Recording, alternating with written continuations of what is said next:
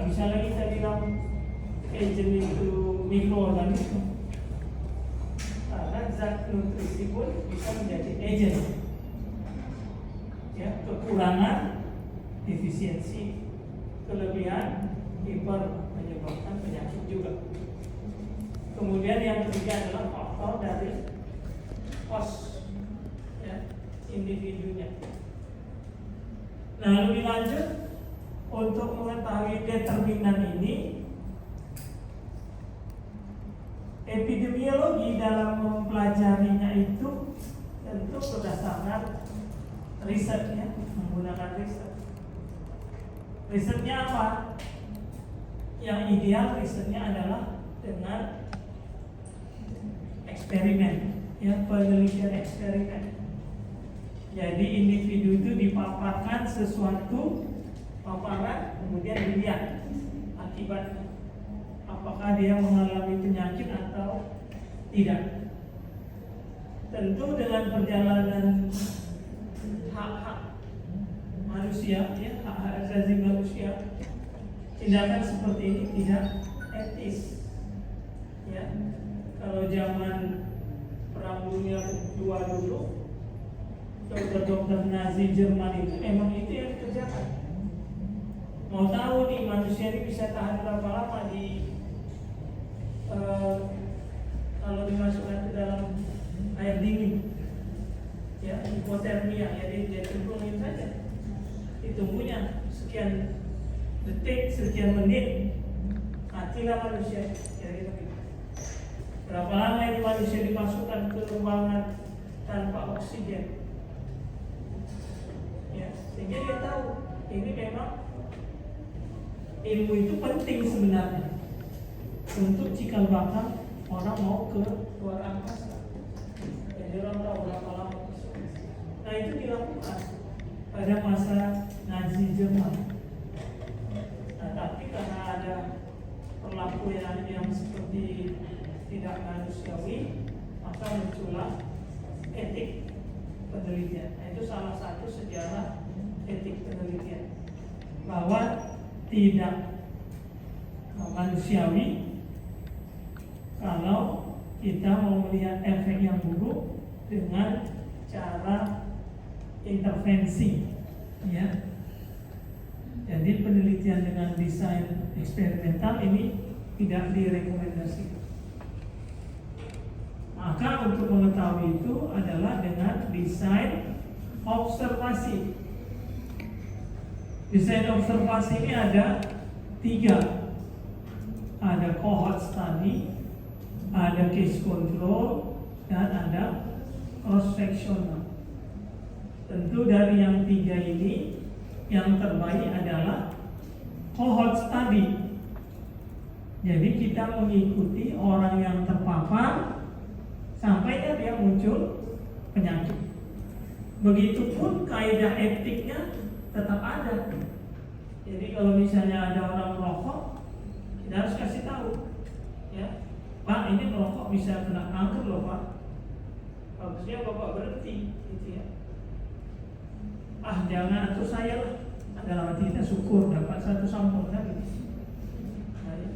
Tetap kaidahnya harus kita kasih tahu ini. Itu kohort. Nah, kohort ini pun akan desainnya bisa dimodifikasi, karena dalam kenyataan di lapangan tidak mungkin ketika kita mau meneliti start orang dengan terpapar. Yang ada itu apa? Ya udah merokok kian, ya kan? Kalau di hari ini saya mau meneliti, hari ini dia mulai merokok, nah itu kapan mau dapatnya? Yang mungkin adalah dia sudah terpapar kian. Anda merokok? Iya, udah berapa lama? Ya, setahun. Nah, yang penting dia belum ada penyakit. Cocok. Nah, ini desainnya adalah modifikasi dari kohort, namanya kohort retrospektif. Ada yang dilihat ke belakang. Ya, tapi jangan pula ke belakangnya itu kebanyakan. Misalnya kita mau mengamati 10 tahun, ke belakangnya udah 9 tahun, tinggal setahun lagi. Kenapa? Karena kita nggak bisa menjamin Apa yang terjadi 9 tahun ini? Banyak mungkin paparan yang tidak bisa kita kontrol dan bisa saja tidak juga disadari oleh si responden.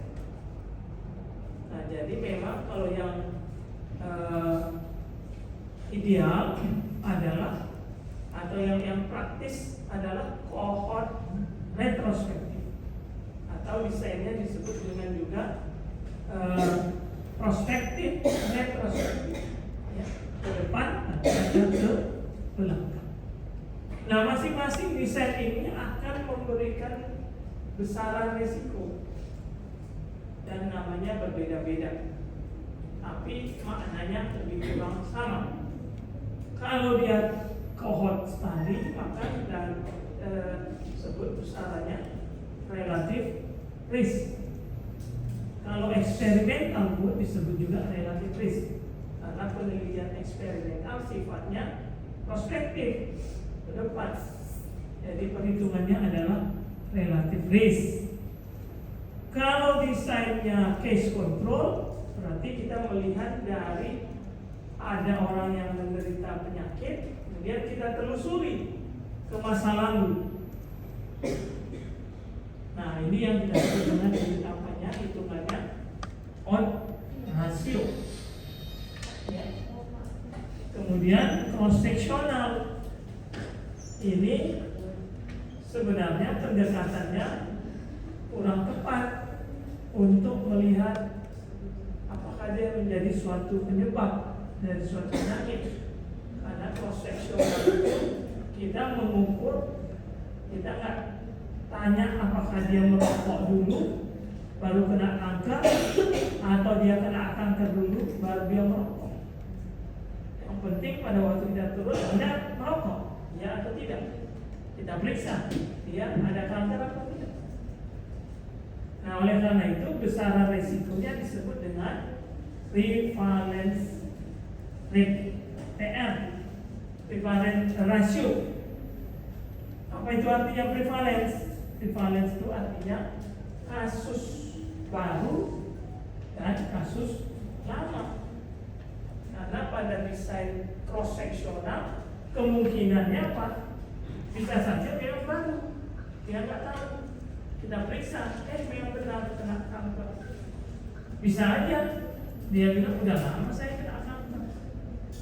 Daripada tak merokok, ya udah sekalian saya merokok, bisa aja. Ya. Nah, kalau dia tadi kita sebut cohort, ya, ke depan, ya, pasti yang kita temui itu adalah kasus baru. Maka relatif risk itu nama lainnya juga adalah perbandingan insidensi. Jadi kalau Anda perhatikan rumusnya, A per A tambah B dibagi C per C tambah B. Rumusnya sama. Rumus relatif risk dari cohort sama dengan rumus prevalence ratio dari cross sectional study. Maknanya yang berbeda, ya. Satu menunjukkan kasus baru, satu menunjukkan kasus lama dan baru. Nah, tentu kalau kita bicara besaran risiko berdasarkan angka, semua kita sebut dia menjadi faktor risiko kalau lebih besar dari 1. Tapi analisa ini tidak cukup hanya berdasarkan nilai dari risk tadi. Kita harus juga lihat besaran dari confidence interval. Confidence interval itu tidak boleh menyentuh angka 1. Jadi kalau nanti dalam analisa kita dapatlah misalnya relative risk 2, tetapi kita hitung confidence intervalnya antara 0,8 sampai 3, maka ini keputusannya adalah apa yang kita duga sebagai faktor risiko tadi belum tentu sebagai faktor risiko. Karena apa? 0,8 ada 0,8 berarti apa? Bisa dia sebagai faktor protected. 3, itulah yang terbesar resikonya. Nah, jadi lihatlah confidence interval. Selain itu, dalam analisa evidence based medicine, ya, jadi kalau udah belajar critical appraisal, tentu ada yang disebut dengan namanya impression, ya. Impression itu artinya apakah besaran resiko itu memang bermakna. Kalau desainnya adalah cohort, yang disebut dia impression adalah lebih besar sama dengan 3. Jadi kalau kita buat satu riset, kita buat misalnya merokok dengan desain cohort dan dapat 3, maka bisa kita bilang hati-hati loh, bisa kena kanker nih, 3 kali lipat ini. Tapi kalau kita dapat 2, nah ini kecil, karena masih di bawah 3. Sedangkan kalau desain kita case control, maka yang disebut dengan dia impression itu adalah kalau lebih besar atau sama dengan 4. Ya, jadi memang jelas kenapa pada cohort dia angka kecil saja, karena ini nilai studinya lebih kuat. Sedangkan case control nilai studinya lebih rendah, maka besaran angkanya juga pasti lebih besar. Ya. Nah, selain itu, ketika kita melakukan pengukuran, ya, besaran-besaran resiko, ya, menilai suatu resiko atau menentukan satu resiko, ini juga banyak yang perlu kita lihat. Seberapa besar paparan itu? Secara singkat tadi sudah disebut, ada yang paparannya akut, langsung bisa kita tahu. Ada yang paparannya kronis, ini yang sulit diketahui. Jadi kalau Anda disiram air keras, langsung tahu kita Anda mengalami luka bakar. Tapi kalau merokok, nah ini nggak nampak, ya. Tapi kalau misalnya ada merokok langsung seminggu kemudian Anda kena kanker paru, pasti orang nggak akan merokok. Tapi karena waktunya sangat panjang, ya orang akan tetap merokok.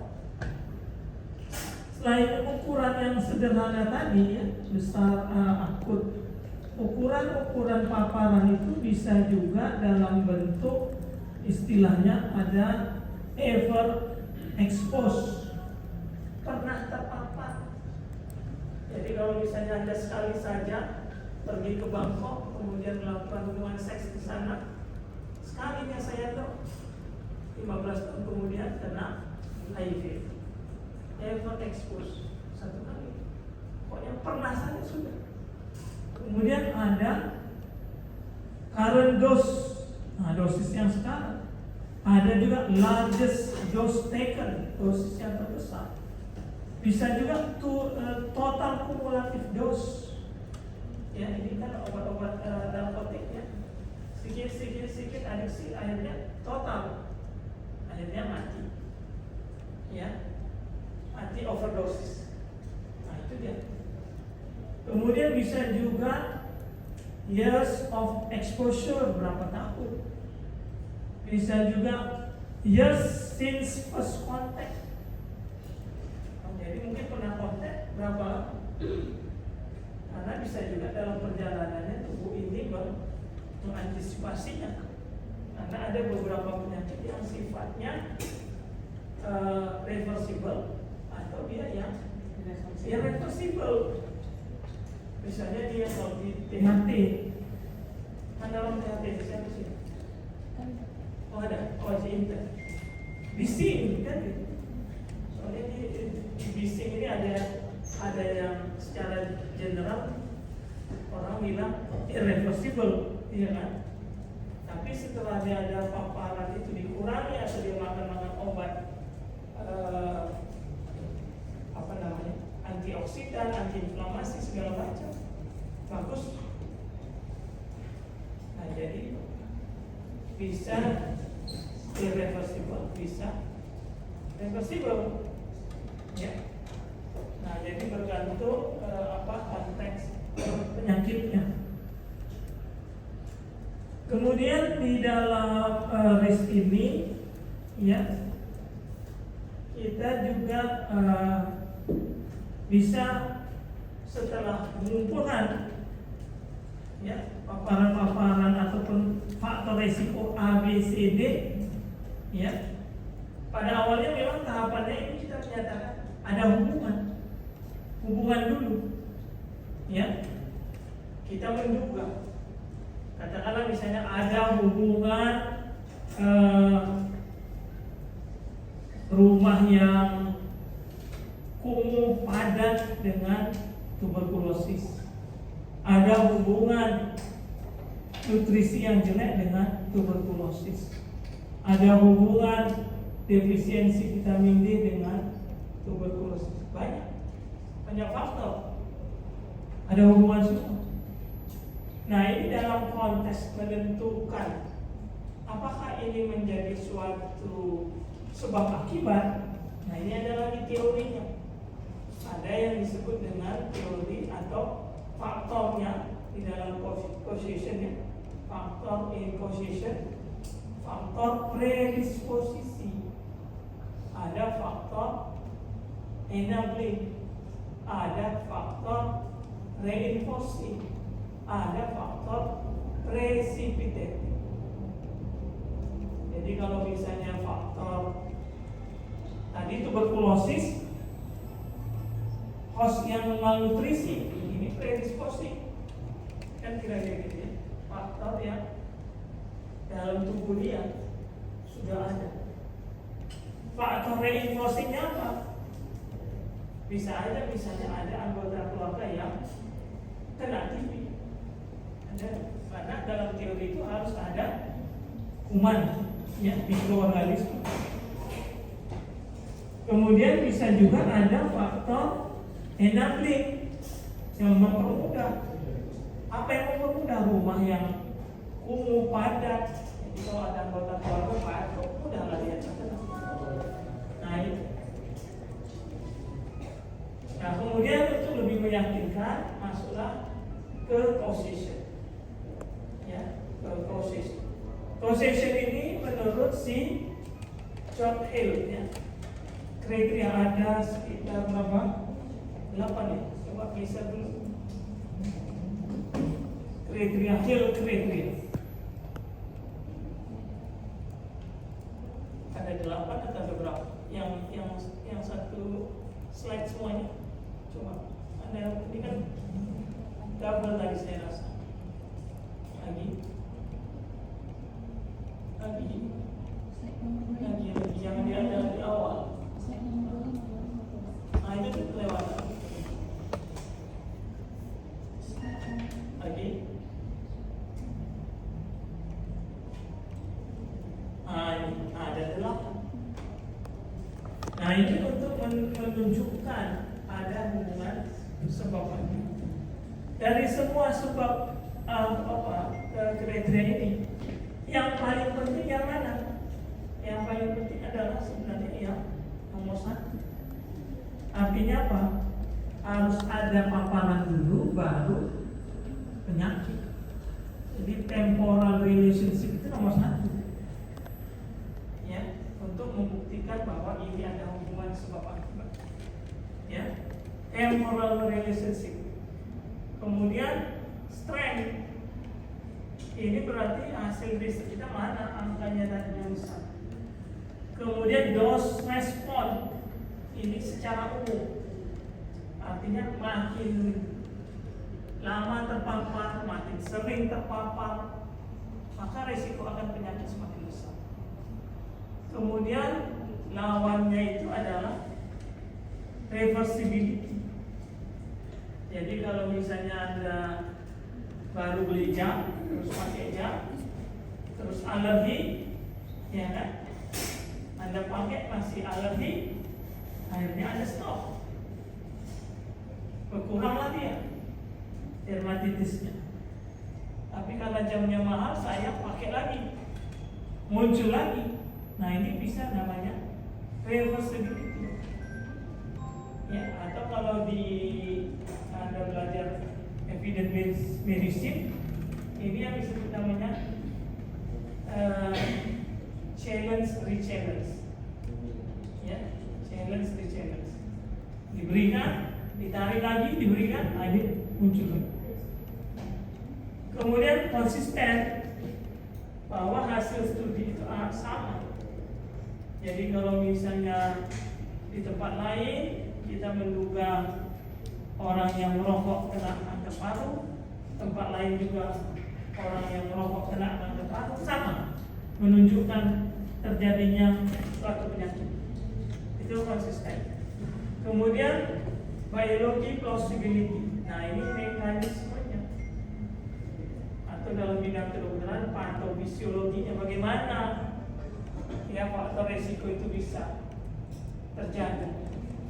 Nah, ini nanti dari patofisiologi akan mudah kita identifikasi apakah dia ada mikroorganisme atau non mikroorganisme. Nah, barulah masuk ke kriteria yang disebut dengan Koch postulate, ya. Kemudian yang ketujuh, specificity. Satu sebab, satu akibat. Ini lebih cocok untuk penyakit infeksi. Tapi kalau penyakit kronis, penyakit degeneratif, ini multi, banyak sebab, ya. Kemudian analogi. Jadi bisa juga dianalogikan. Kalau merokok bisa mengganggu fungsi paru, jangan-jangan merokok bisa juga mengganggu fungsi jantung.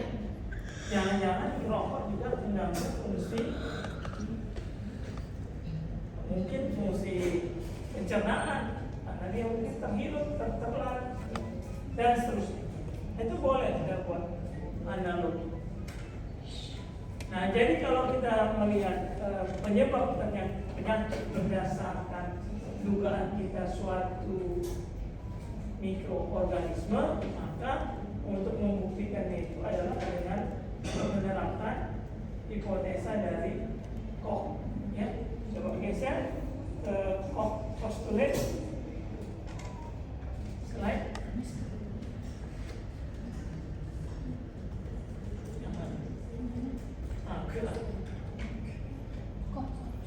Nah, ini dia postulat dari si Koch. Jadi mikroorganisme itu, ya, yang paling gampang dari semua ini, artinya kalau dia diberikan ke individu sehat, maka dia akan sakit. Ya. Jadi biasanya kalau dia di dalam percobaan disuntikkan, tapi dalam riset nggak boleh lagi ini ke manusia, yang boleh ke hewan coba. Jadi nanti kalau mau ada buat hewan coba, misalnya tikus model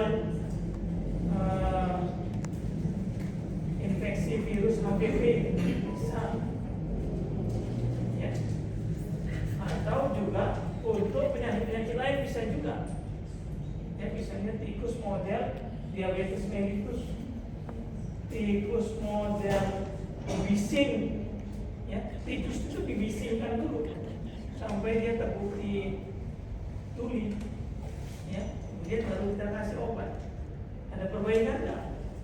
Walaupun tadi teori dasarnya katanya irreversible, ya. Nah, jadi ini harus kita ingat-ingat ini. Jadi kalau nanti Anda dalam berpraktek, ya, menduga ada suatu mikroorganisme, buktikanlah seperti ini supaya sehingga benar ini mikroorganismenya.